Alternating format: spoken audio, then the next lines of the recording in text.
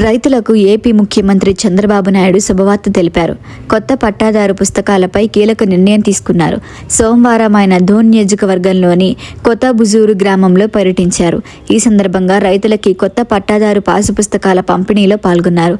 సభా ప్రాంగణంలో ఏర్పాటు చేసిన హార్టికల్చర్ పంటల ఉత్పత్తుల స్టాళ్లను పరిశీలించిన సీఎం పండ్లకి కవర్లు వేయటం వల్ల మంచి ధర లభిస్తుందని అధికారుల నుంచి వివరాలు తెలుసుకున్నారు. రైతులకి ఫ్రూట్ కవర్ల వినియోగంపై మరింత అవగాహన కల్పించాలన్నారు.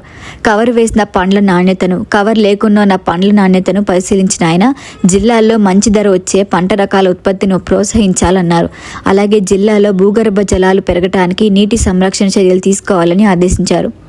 తర్వాత ఏర్పాటు చేసిన సభలో మాట్లాడిన సీఎం రైతులకి ప్రభుత్వ రాజముద్రతో కూడిన కొత్త పట్టాదారు పాసు పుస్తకాలను ఉచితంగా అందిస్తున్నట్లుగా తెలిపారు.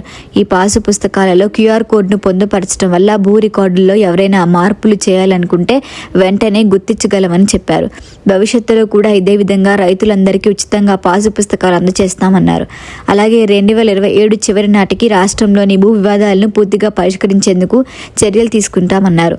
భూ అక్రమాలకి పాల్పడిన వారిపై కఠిన చర్యలు తీసుకుంటామని హెచ్చరించిన ఆయన అవసరమైతే ప్రివెంటివ్ డిటెన్షన్ యాక్ట్ కింద కేసులు నమోదు చేసి జైలుకు పంపిస్తామన్నారు.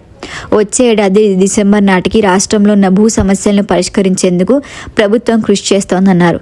అలాగే రైతులకు ఇబ్బందిగా మారిన ఆంధ్రప్రదేశ్ ల్యాండ్ టైటిలింగ్ యాక్ట్ను రద్దు చేసి వారికి ఉపశమనం కల్పిస్తున్నట్లుగా పేర్కొన్నారు.